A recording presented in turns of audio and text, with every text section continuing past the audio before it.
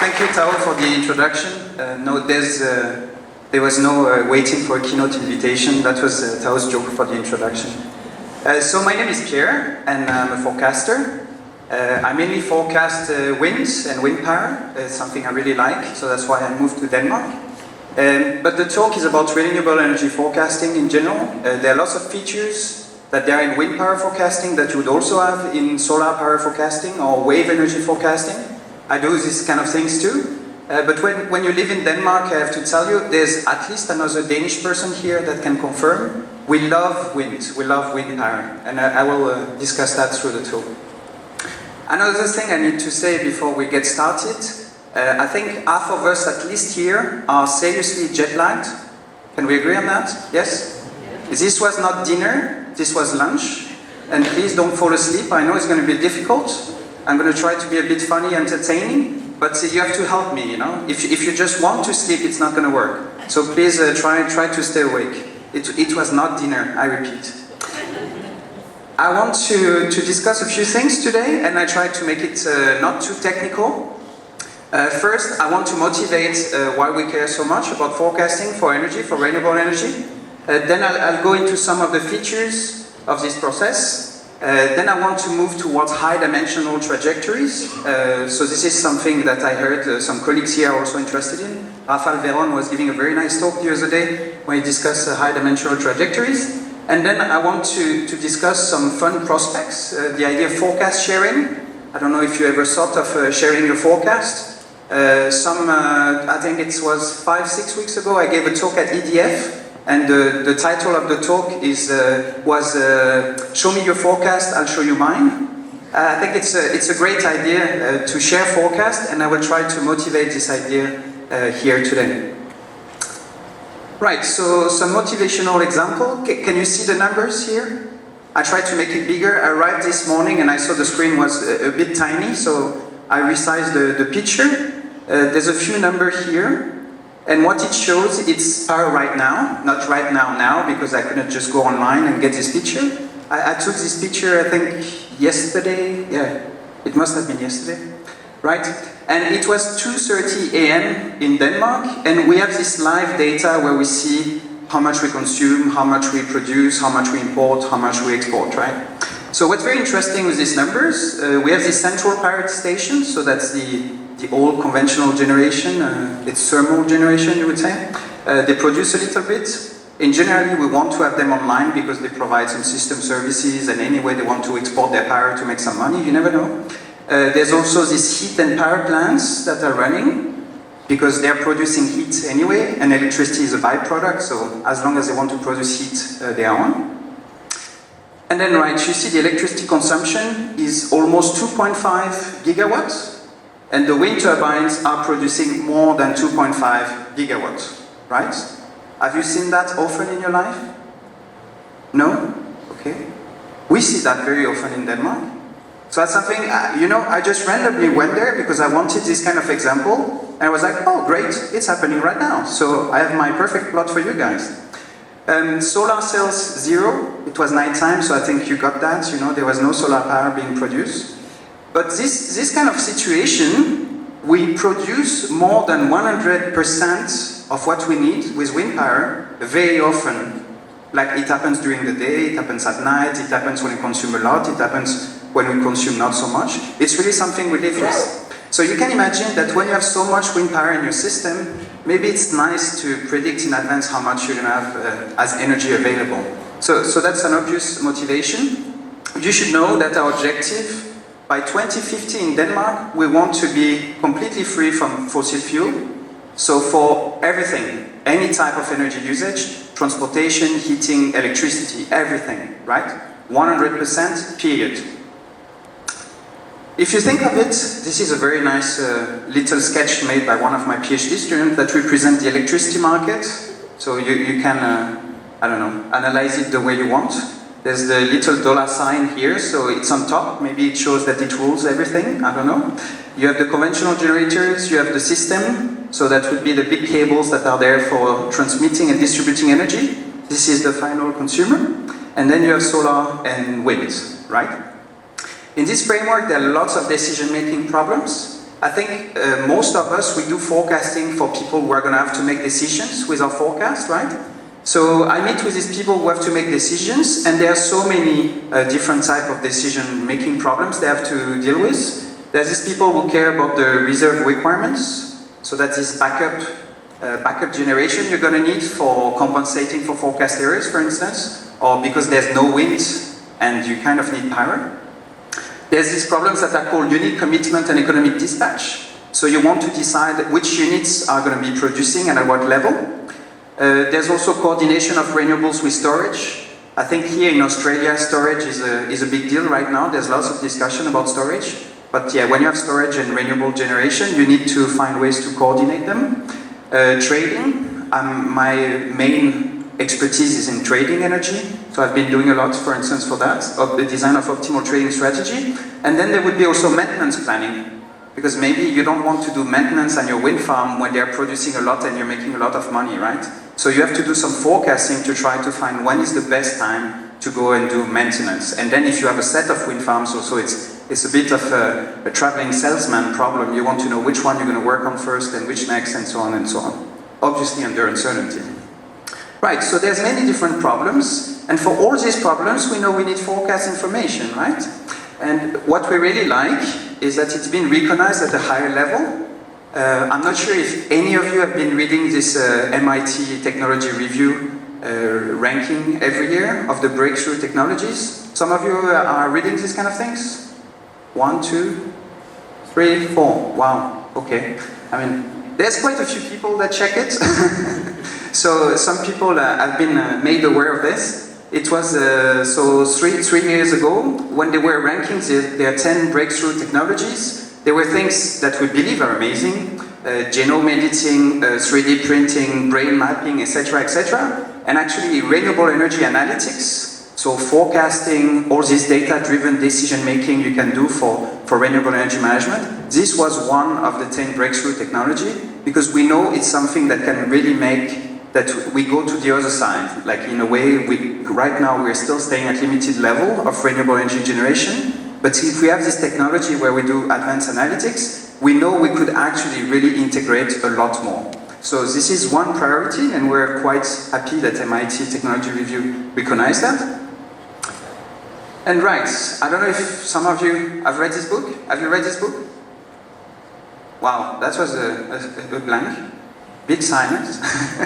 So last time I was here at this conference was in Hong Kong, and in Hong Kong we had a duo presentation by two of the authors of this book, Spyros Makridakis and Robin Hoggart. That was very interesting. If you have not read the book, I think it's a fun read when you go to the beach. When you go to the beach in summer, you can read this book. The point of the book that I really like is that before you do decision making in this uncertain environment, maybe you should first accept uncertainty itself and potential consequences. So I don't force my students to read this book. They have a pile of books they are suggested to read, but this is one of them. And I think it's quite nice for the students to get introduced to this kind of idea that if you don't accept uncertainty in the first place, then it's going to be tricky to do some good decision making. The reason why I do that is that renewable energy forecasting is extremely uncertain, and the uncertainty characteristics in renewable energy are very complex. So the uncertainty is dynamic, it's going to depend on the lead time, it's going to depend on the weather situation, it's going to depend, I don't know, on your location, if it's on a mountain, if it's in a valley that you have a wind farm. It can depend on a lot of things. And most of the people doing research in renewable energy forecasting have actually focused on probabilistic forecasts. So you want to generate this density forecast for each and every lead time, for each and every locations. But more recently, people have been looking at space-time scenarios. So some people call them path forecasts or trajectories. The point is that there is correlation in time of your forecast areas. There's going to be correlation in space, because obviously this weather front passing, if you make a forecast area when the weather front is there, this forecast area is also going to propagate in space. So these trajectories are supposed to reproduce the marginal densities, so to inform you about the uncertainty at a given point in time and in space. but you also have the correlation structure. These trajectories are supposed to be samples from the full multivariate predictive densities. So it's something that's very interesting, but obviously there are challenges to generate those and to evaluate them, so I'll get to that at some point during the talk. One thing that some people have been working on, it's also these risk indices. I don't think it's really big in our community.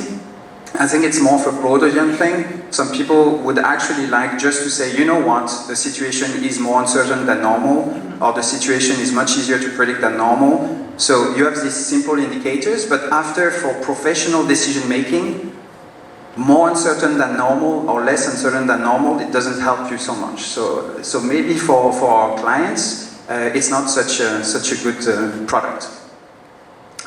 Right. There's a thing that we are pushing for, and there was a colleague of mine here, Ju Young, that gave a talk the other day at our energy workshop. We're thinking of how we can integrate this uncertainty information in markets. Most people, when they do business with wind power, solar power, and so on, they have to go to the electricity market and they have to make a deterministic offer. They have to say, tomorrow at a certain time, I'm going to produce 55 megawatt hour. And that's my promise. And if you get scheduled, you're supposed to deliver that, right? But as I told you earlier, maybe we have to accept that the process is uncertain, and maybe the market also should accommodate that. So can we design electricity markets where we just trade random variables? Do you believe it's possible? I think it is. It's very complicated, and I think our friends in industry are going to have trouble to accept trading random variables. But from a mathematical point of view, we can do it. So this is one of our goals. We want to work more on probabilistic forecasting in different setups. And we also want to show how we can upgrade the electricity markets or different type of decision-making processes so that the uncertainty is directly integrated in it. Yeah, so there's this thing I call the narrative fallacy. I think this expression, narrative fallacy, comes from the Black Swan, the book The Black Swan. But we have it in the energy world. I showed you in Denmark, we go for 100% renewable, and we still have an electricity market where you have to act deterministically, and you're penalized afterwards for your forecasters. It doesn't really make sense to have a market where everything is uncertain, and then you want people to act as if you could really predict what's going to happen to on 100% accuracy. So right, so we hope these kind of things will happen someday, but I cannot promise you anything. Okay, now we're going to go to the core of the talk. My point here was to show you some of the specific features of renewable power generation. And as I said, I'm going to use wind as an example, but you could actually translate that to solar or to wave energy. There's a lot of similarities. It's just that, yeah, with the sun, you're going to have another effect that the sun is down at night, you know, there's no sun at all, and then during the day it's just going to come up and down, so the bound is not going to be the same during the day, but still you're going to have these bounding nonlinear effects, non-stationarity, and so on. There's a few papers you may look into. I wrote that one, what was that, 5 years ago, and this other one was also 5 years ago. The point was to look at nonlinear and bounded aspects of the process, and then some regime switching. Good. This is a nice picture of an offshore wind farm. You don't have offshore wind farms yet in Australia. I don't know if it's ever going to happen. We have a lot of those in Denmark. In some other countries it's also coming. These offshore wind farms are extremely interesting objects of research because they collect a lot of data. They are very interested in making good forecasts. For this wind farm, for instance, I got data at 1 second resolution for each and every turbine. So you can do a lot with that afterwards. We're not going to discuss 1 second forecast or 1 second data analysis, but still that's the kind of data we can get from there. And this is a nice picture taken one morning where you see the wake effects behind the wind turbines. This is a true picture taken from a helicopter. Right, so this is an episode with the wind power measurement. Can you tell me what you see there? Do you have some comments on this time series? Can someone be loud and say something? Please help me. Remember, you should not fall asleep. It's very precise. It's very precise. I don't see what you mean. You mean the drops? The drops and the swing backs, or? It's forecast These are just, well, just see it as measurements. Don't care about the forecast line. The forecasts look like they're very close because anyway it's one step forecast and then it's just a bit of lagging. Just look at the measurements. You don't have any specific comments? It looks like a mess, right? For me it looks like a mess. When I first look at this kind of time series, it looked like a mess. When you look a bit more into this time series, you see a lot of very interesting features. As I told you, first of all, wind power generation is bounded. So you're obviously stuck between 0 and here it's 100 because I normalize by nominal capacity. So it's between 0 and 1 if we want. I mean, we are mathematicians here, so we like to have stuff normalized. So we are bounded. Do you think it has consequences on time series modeling and forecasting? It has a lot of consequences. Working with bounded processes is just annoying. So if it's bounded, it is nonlinear. Like you have no choice. It's just going to be nonlinear. And then you have these other effects. So you could say it's non-stationary. You could also say I have regime switching in there, right? So you could say here, I mean, I have, I don't know, the mean trajectory is quite smooth, but you have very high variability around. And here, there you have a big drop. Then, I mean, the mean trajectory would be quite smooth, but with low variability around. Then it jumps again, then low variability again, then it jumps again, then low variability again. And then it gets a bit wilder again, right? So this is a lot to process if you want to model that. But if we do it step by step, I think we can try to account for all these effects. So the first thing to look into is this effect of being nonlinear and bounded. This would be a typical way to look at it. This curve here is the power curve of a wind turbine or of a wind farm, whatever you want to look at. This is a theoretical one. It doesn't look that good if you look really from a wind farm data set what it looks like.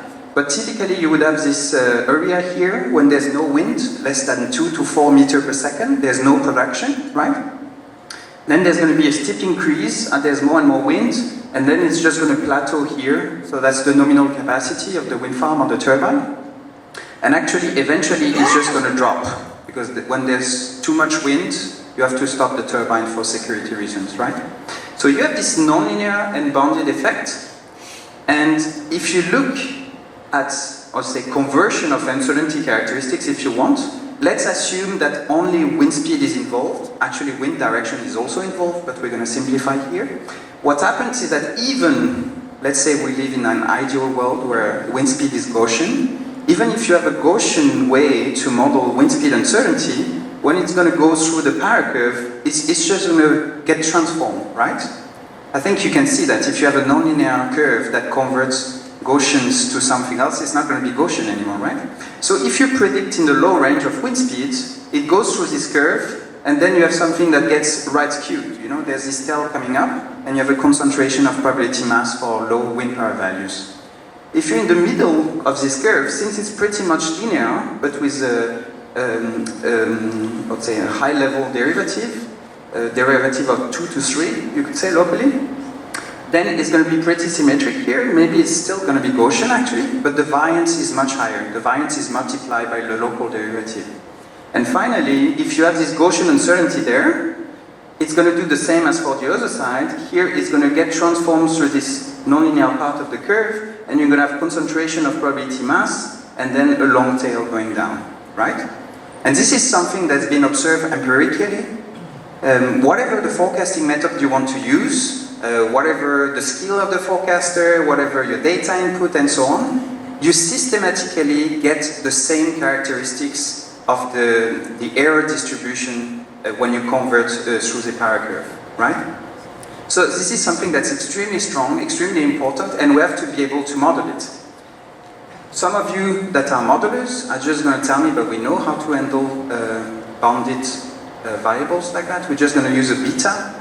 So you just go on Wikipedia, you Google beta distributions. All my students do that, you know. I say beta, I see all of them on their laptop just Googling beta distribution, and they get the same plot. So now the trick is I just put the plot on the slide and they don't have to go on Wikipedia anymore. So, and it's very bad actually. I don't see why they go on Wikipedia to find this plot. It's really bad. I don't see anything in there. But for those of you who know beta distribution, it's one of the the one we prefer when we want to model something that's bounded between 0 and 1. We say it's very flexible. You know, you can have some kind of, let's say, exponential looking like distribution. You could have something that's bounded and that's going to be right skewed, that's going to be symmetric and quite wide, left skewed, everything. You can do a lot of things. But when I worked with this kind of beta distribution, with wind power or solar power, I noticed it's not very good actually. It's a bit stiff, it's not as flexible as you would think. So I tried to look into some other type of distributions, and if you look a bit more into the literature for using these ideas of generalized logit normal distribution and the transformation that's associated, it's something that's been used like 70 years ago to model the growth of carrots.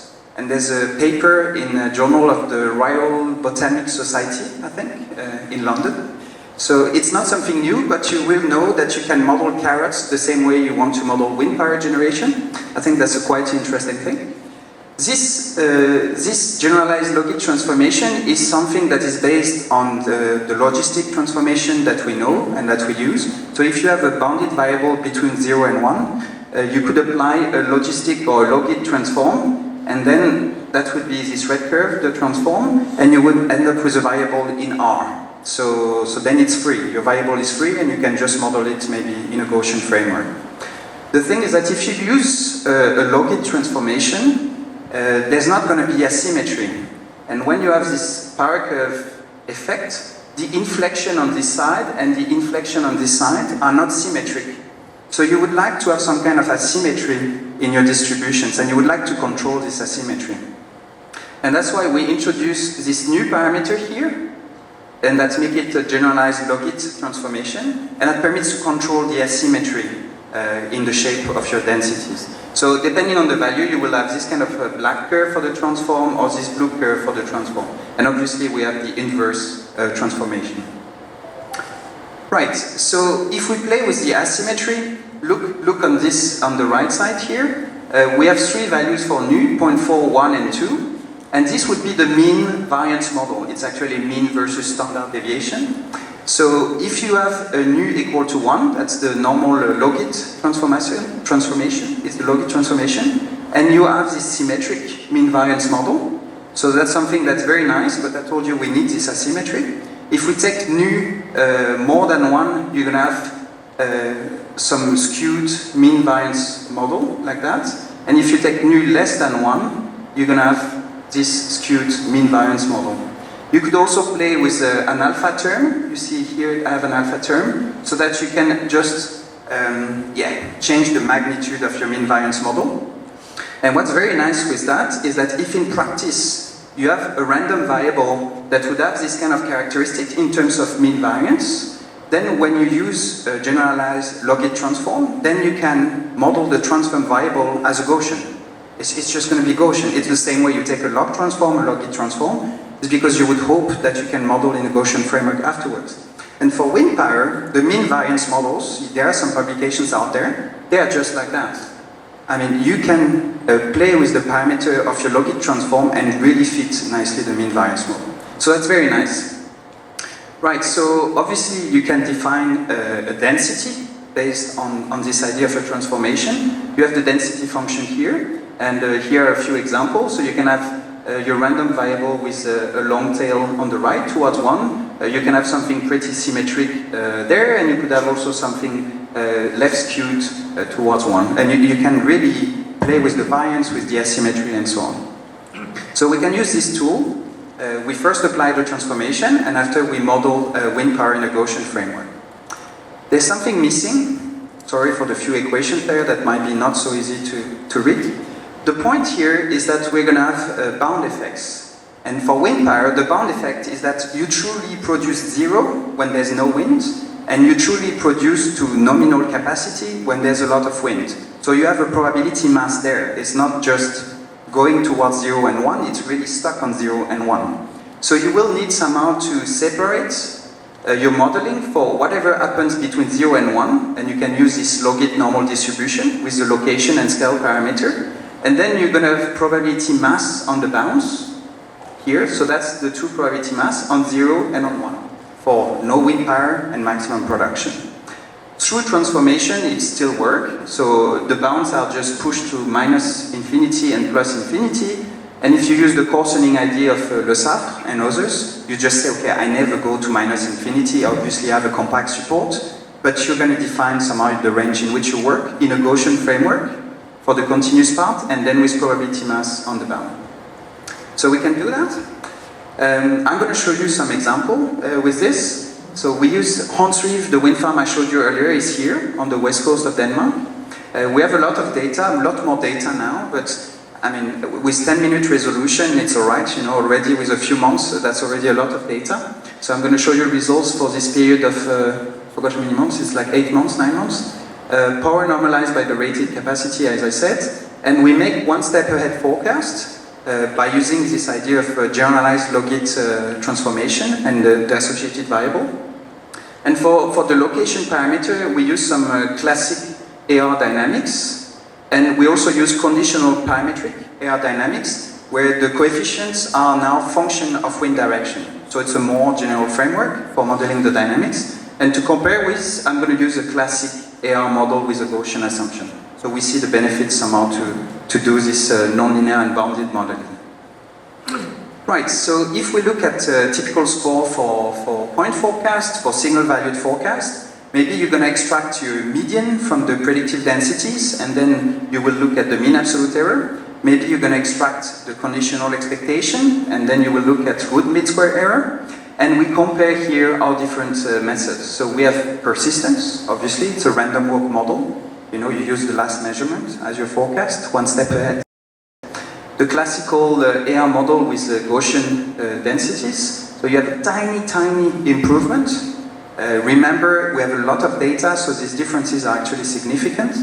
And it's very difficult to improve versus a random walk model for such a short lead time. And actually, as we go for a more nonlinear and bounded approach to the modeling, we can improve a bit more. And then with the conditional parametric approach, we also improve a bit more, right? The results in terms of mean absolute error are those that are the most compact, with the least difference between the benchmark and the most advanced ideas. But when you look at RMSE differences, it's already quite better. And if you look at CRPS also, so we look really at the full predictive densities, then you also have quite interesting improvements. So this has become now some basic, I would say almost classic approach for modeling time series for wind power generation and do very short-term forecasting.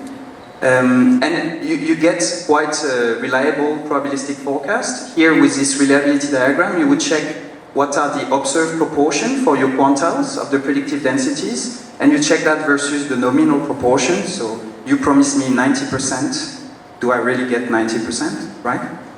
And so it's quite reliable. Okay, this would be an example. After we make a probabilistic forecast, so you see, we have only one scale parameter. We model in the Gaussian framework in the transform domain. And even though we do that, when we go back to the original domain, you see we have very, very tight predictive densities. You don't even see them here because they are so tight. And when you predict power more in the middle of the power curve, you get quite wider prediction intervals. These are 90% prediction intervals. And then they tighten again, they get wider again, and so on, and they get tighter at the top. Here you don't really see the effect of wind direction, but we also make a difference, so the AR coefficient are a function of wind direction. Good. Yeah, we're not going to look into that. Okay, but there's something missing. I mentioned regime switching, right? So do we have a few experts here of regime switching? Do we? Come on, there are lots of applications in economics and finance, right, of regime switching.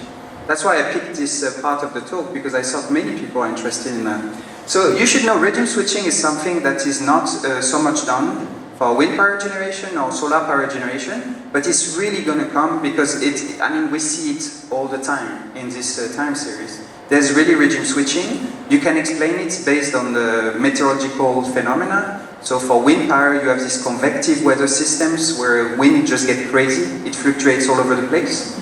For solar power, I think there's something just obvious. You know, you have clear sky, and you have some very nice solar power production, and then some clouds are passing, and it just gets wild, you know. There's just a drop and there's high variability, and then it just goes back to very nice, smooth, high production. So you have this kind of regime switching aspects all the time. How to model that? There's the old-fashioned way.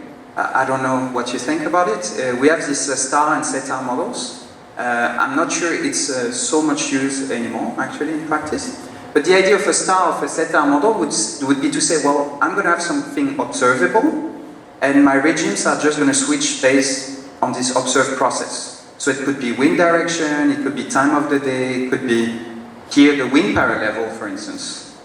Based on what I showed you earlier, I showed you this effect, you know, that there's low variability. Whoops. There's low variability here in the low and the high, and there's high variability for the mid power. So you could say, well, it's just obvious, you know. We're going to do this kind of splitting in 3 regimes. Regime 1 when we produce low, regime 2 when we produce medium, regime 3 when we produce high, right? Seems obvious. But actually when we did that in practice, it doesn't do anything. If you think of it, I already modeled this effect here, and I didn't need regime switching. So the regime switching should bring something more. A change in viability or in the dynamics that's due to some extra stuff that I cannot observe, maybe. So that's where we have a very nice idea. We say, well, we're going to have an unobservable regime sequence, and that's where the Markov switching processes come in.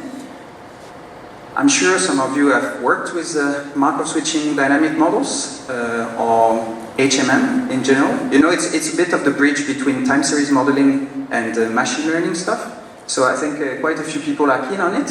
If you write a classical AR model, so that's your response variable, y, and you say, well, I'm just going to explain what happens at time t as a function of lag value of my process, plus an intercept and some noise, right? You see this little zt appearing in there, and so zt means that my parameters and the variance of the noise are going to be a function of the regime, okay? So it's like you have a bank of different models or stochastic process description for each and every regime. Maybe you have just 3 regimes, so you have 3 different models in parallel, and you say that what you observe in practice is either a mixing or switching from one model to the next, right? So it's very nice, you know, you're going to have to have a set of parameters for your AR process in each and every regime. You're going to need a set of standard deviations in each and every regime. So if you have 3 regimes, you need 3 standard deviation parameters. And finally, since it's a Markov process, we're going to need the transition matrix that's going to tell us the probabilities of staying in one regime, if you were in this given regime, or the probability of switching from one regime to the next, right? But when you have all these parameters, you have fully defined your process. Okay, so this is an illustration. If you think you have only 2 regimes, you could have a transition matrix like that with 95% chance to staying in the same regime from one time to the next, and a 5% chance to switch. This would be the 2 autoregressive processes in each regime, and this would be the standard deviation. So one has a lower variance of the noise, so regime 1 has lower variance, and regime 2 has a higher variance. Here you see the Markov chain, so the realization from a Markov chain, and this would be the observed process. One thing that's very interesting is that, okay, not so much for wind power, but if you look at wind speed time series, they look a lot like that. You see jumps. I showed you even earlier, for wind power you have a bit of the same. You're going to have jumps, really, and you are going to have change in variability. So here, for instance, you see you have very small variability, followed by wild variability. Here you also have something quite wild. Here you have a bit of a mix. So you really see these kind of switches. Okay, right, so this looks very nice, and the students, they love to play with this kind of processes, but actually after, when you want to do estimation for this kind of models, it's not that straightforward. So I've been working a lot, this would be how to make forecasts, but it's not so important. I've been working a lot on estimation for this kind of processes, and I think that's one of the papers I was mentioning on the title slide. There's a lot to do. You see, there's a lot of lines in this slide. I'm just going to go quickly through it. One thing that we want to do is that we want to combine this regime switching. So regime switching is for abrupt changes in the dynamics, but we also want to have smooth changes in the model, right? Because you're going to have seasons, and the wind dynamics are not the same in winter and in summer. You may have some effects on the blades of the turbines, or maybe the turbines are not rotating very well, they're not facing the wind very well. So that's going to introduce some kind of smooth dynamics also in the process. So we want to combine the two. Another thing is that we would like to make sure that the computational costs are as low as possible for parameter estimation. So we want to do some kind of online learning, like you would do for machine learning. So with this objective, what we want to do is to have an appropriate parameterization of these model parameters that I mentioned. And if you read the paper, you will see it's not that straightforward. It's a bit annoying, actually. We need probabilistic inference of the regime sequence, and there are lots of tools out there, so it's not a big deal. Recursive maximum likelihood estimation, this is also something that we have out there, but in this case, because of the model structure and the fact that you're mixing many things, you're going to need some regularization, otherwise it's going to go a bit wild when you do this adaptive estimation. So we have to combine all these things together, and that makes afterwards, at every time t, I will have a new estimate of all model parameters. The transition probabilities, the variances in each regime, the error dynamics, and so on. So to show you that it works, I have a little example. What we're going to do is that we're going to make a Monte Carlo simulation. I know the true process. I'm the one simulating it. I'm going to simulate it 1,000 times and use my estimator, and I'm going to track somehow my estimation at each and every time step. So from time step 0 to 500, I have a certain process with a certain variance in each regime and a certain switching probability. After, from time 500 to 4,500, I'm going to drift linearly from this process to another set of processes. So the switching probability is changing, the variances are changing, the error dynamics are changing. Then after that, I'm going to drift again to another process with different error dynamics and so on, but just at the end I stabilize, just to see if I'm really going to converge nicely there. We have an exponential forgetting factor that permits to learn adaptively, because you want obviously to be able to track that, so you need that. And you have a regularization parameter, which, as I said, it permits to have a trade-off between bias and variance of your estimation, and it's very nice for this kind of model estimation. Good. So it's an old paper. It took me 3 years to get it published. A lot of reviewers were a bit unsure with the properties of this estimator. That forced me to make a lot of simulation studies, so that was nice. Here you see the autoregressive parameters in the two regimes, so that would be regime 1, regime 2. In dash you have the true evolution of the parameters. In black you have the mean estimate over 1,000 Monte Carlo simulation. And around you have 90% intervals for the estimates. So you can see it tracks very nicely the change in the error parameters. You can look at the same for the variance. So we managed to track the variance quite nicely, or standard deviation, in each and every regime. And we can also track the transition probabilities. So that's something that's really nice. It's very practical. To be fair, this paper is published. If you want to read exactly or nearly exactly the same thing, but in a very different context, Adrian Raftery, who gave you a talk last year, I think in Santander, he had a paper in technometrics on a totally different problem, but we realized actually that the method and the estimator and so on are pretty much the same. So if you want, you can read also his paper in technometrics and just compare. Right, so we can apply it also to some offshore wind data. There's a lot of offshore wind data in Denmark. By the time I got data for another wind farm, which is on the south coast here. Remember, the first offshore wind farm was here. This would be the second. They are quite large, 160 mega, 165 mega. For the time, these were very large offshore wind farm. Maybe you hear today offshore wind farm can be of 1 gigawatt. I don't think they are built yet, Zeus, but they're coming. So it gets really big. These were big at the time, not so much now. And I still have 10-minute rate time series. And I just want to do one step ahead forecasting. You could go further, but it complicates things and it's not necessary for illustration. I use the first months for deciding on the model structure. So over these first months, I do cross-validation for deciding on the model structure. And typically I use 3 lags and an intercept for this wind farm. And the number of regimes typically is 2 or 3. Right. If we do some forecasting, as we heard earlier, the forecasts look like they are spot on the measurement. It's just because you have a very small lead time, and when you predict 10 minutes ahead and you put the series one on top of the other, they look like they're matching completely, but if you zoom in, they don't.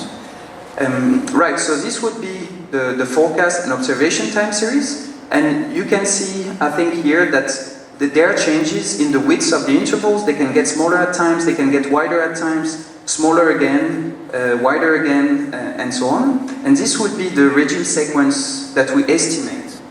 So through my online learning, I actually try to learn also what's the likelihood in being in the first regime, second regime, and third regime, with a given variance, given autoregressive dynamics, and then I project myself in the future to predict what's going to happen at the next step. So this works very well, actually. It's surprisingly okay. And it has very good performance also. We've been looking at predictive accuracy with the CRPS at these 2 wind farms, so Onsriel and Newstead, for 10-minute forecasting. If you do some classical AR modeling, and if you use this Markov switching AR, both in an online learning setup, you're typically going to improve forecast accuracy by 10%. So 10% is a lot when you predict such a short time ahead, right?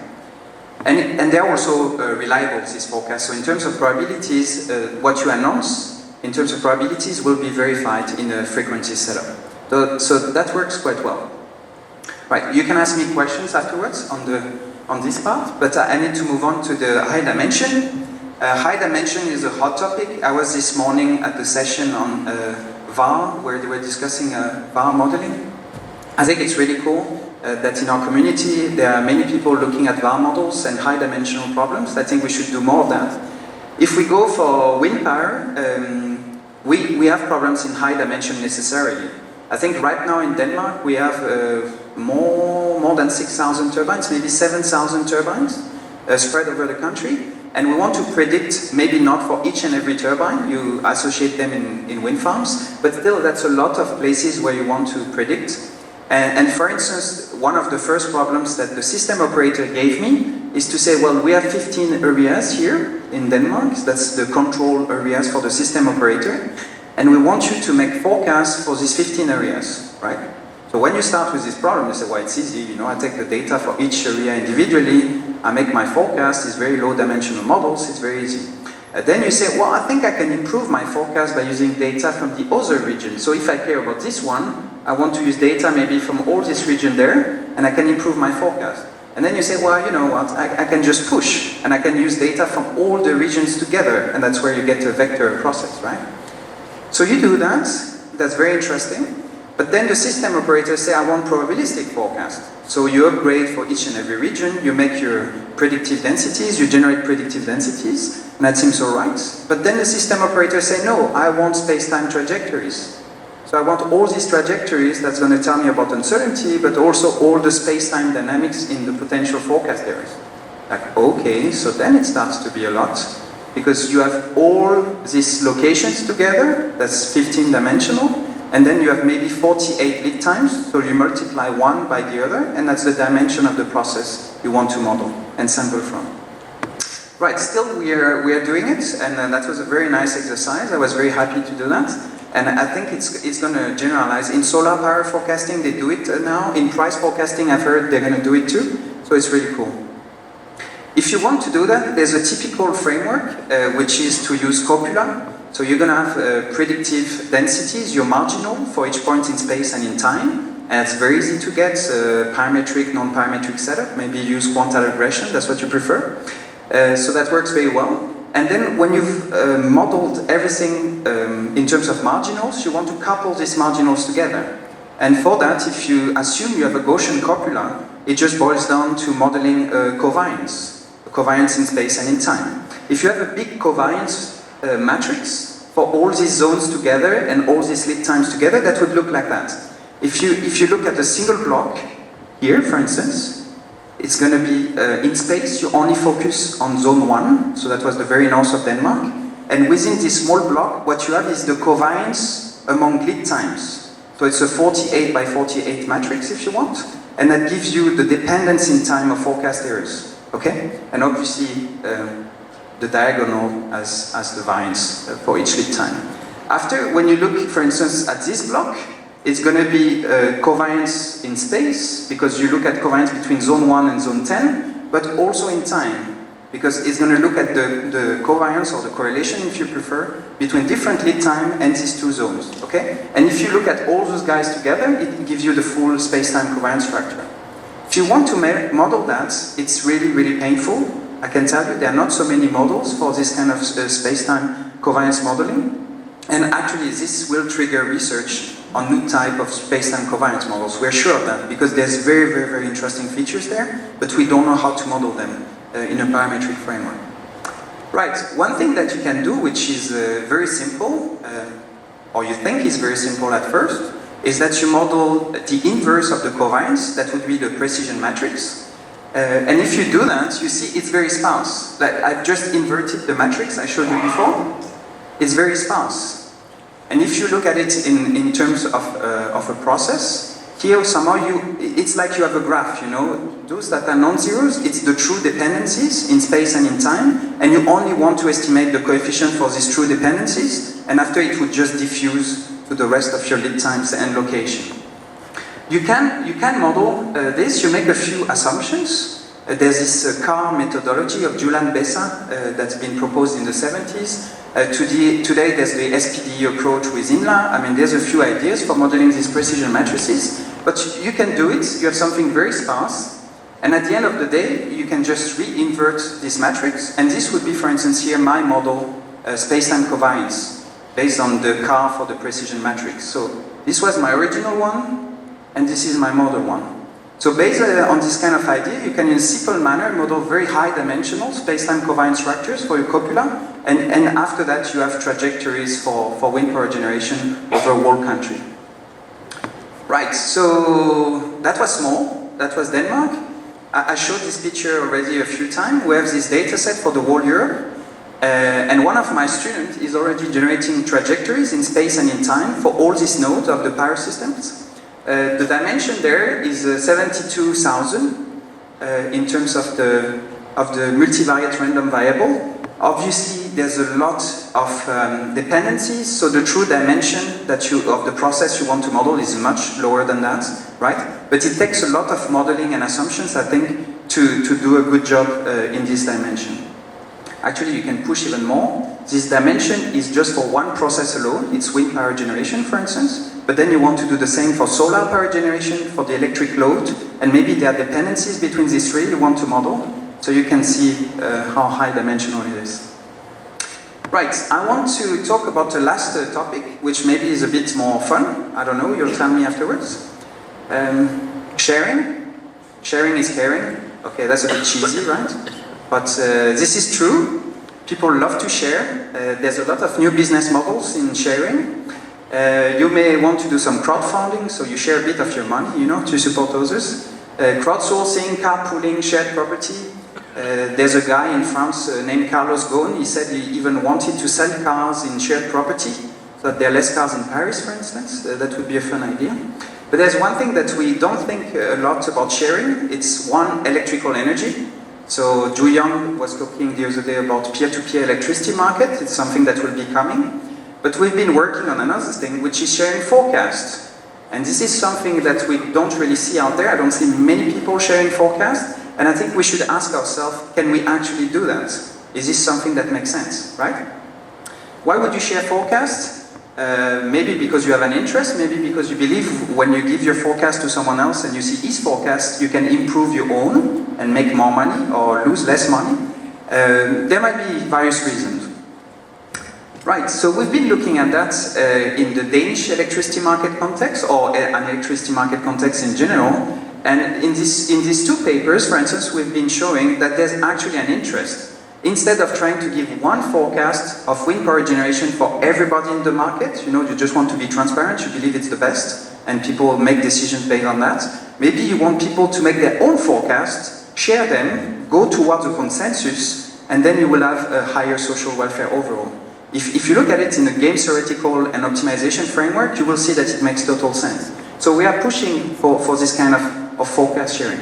There's another frame which would be distributing the learning. So maybe you want to improve your forecast and you would like to use data from others, but they don't want to share data. So what you can do is that you distribute the learning by giving some blocks of estimation for your big problem to others, and they can do a part of the computation for you, but you never share the data, or they never share the data with you. So there are different kind of setups, and we're sure that it's something that's going to happen. There are many people pushing for that around. So to conclude, sorry I didn't talk about solar energy and wave energy. I had only 45 minutes, so I had to focus on wind. And I think if my colleagues knew that I was coming here and not talk about wind while coming from Denmark, they would be very upset with me. So that was wind only, almost. But I told you, non-linear, bounded, non-stationary, that's the key characteristics. If you want to start playing with this kind of time series, there's some openly available time series if you want to play. You will have to remember the thing. And remember also there's lots of room for improving these methodologies. So don't be shy, just try your ideas, go crazy, and would be super happy to see what you can do. High dimensional, it's the next big focus, I think, for energy analytics in general, not just for wind. So same story, if you have good ideas, welcome on board. And finally, if some of you want to play at this forecast sharing idea, we would be very happy to actually design a market for people to trade forecasts with each other. So here again, ideas are welcome. Thank you very much.